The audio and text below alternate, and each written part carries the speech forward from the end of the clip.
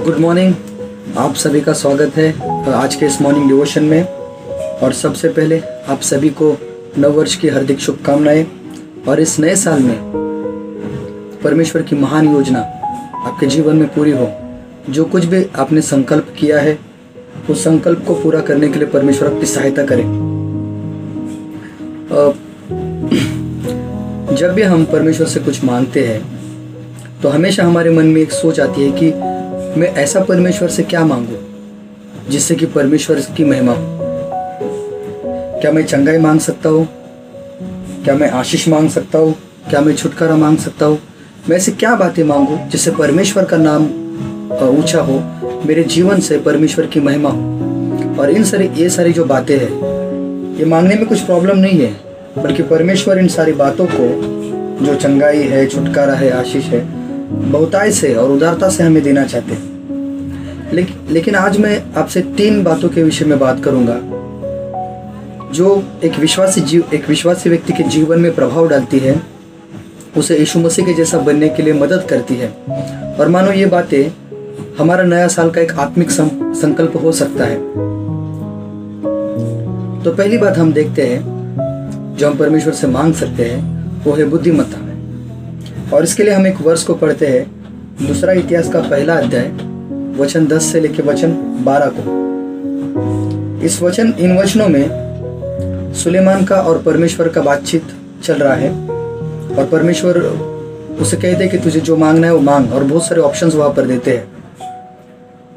और सुलेमान परमेश्वर से क्या मांगता है उसे हम पढ़ते हैं। 10वें वचन में सुलेमान परमेश्वर से कह रहा है, अब मुझे ऐसे बुद्धि और ज्ञान दे कि मैं इस प्रजा के सामने अंदर बाहर आना जाना कर सकूं, क्योंकि कौन ऐसा है कि तेरी इतनी बड़ी प्रजा का न्याय कर सके।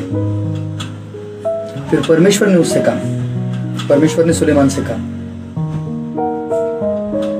तेरी जो ऐसी ही मनसा हुई, अर्थात तूने न तो धन संपत्ति मांगी, न ऐश्वर्य, और न अपने बैरियों का प्राण, और न अपनी दीर्घायु मांगी, केवल बुद्धि और ज्ञान का वर मांगा है, जिसे तू मेरी प्रजा का, जिसके ऊपर मैंने तुझे राजा नियुक्त किया है, न्याय कर सके।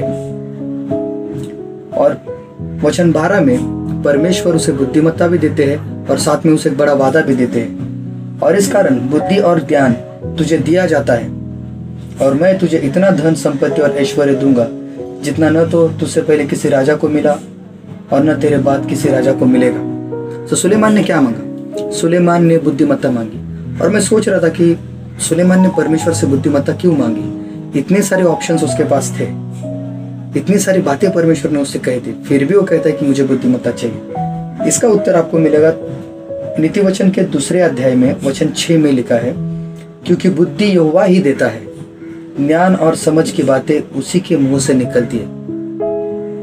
बेसिकली सुलेमान कह रहा है कि आप हर रोज मुझसे बातें कीजिए कि मैं इस राज्य को कैसे चलाऊं। और एक विश्वासी व्यक्ति परमेश्वर से मांग सकता है कि परमेश्वर आप मुझे बुद्धिमत्ता दीजिए कि मैं रोजमर्रा का जीवन जी सकूं। मैं जो निर्णय ले रहा हूं उस निर्णय में आपकी इच्छा है कि नहीं है, उसे मैं जान सकूं। इसके लिए आप मुझे बुद्धिमत्ता दीजिए। और सोचिए ना, कितनी अद्भुत बात होगी कि आप परमेश्वर की बुद्धिमत्ता से आशीषित किए जाएंगे और आपके जीवन से परमेश्वर की महिमा होती रहेगी। दूसरी बात, प्रार्थना।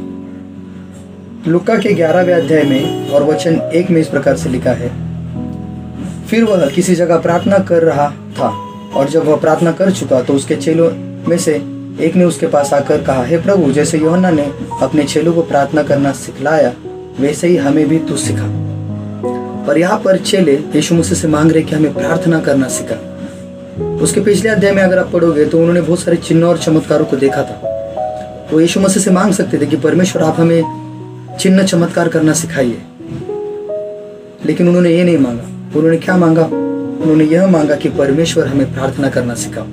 और समीर ने अपने डिवोशन में एक बार कहा था कि प्रार्थना जो है वो परमेश्वर के सिंहासन को हिला देती है।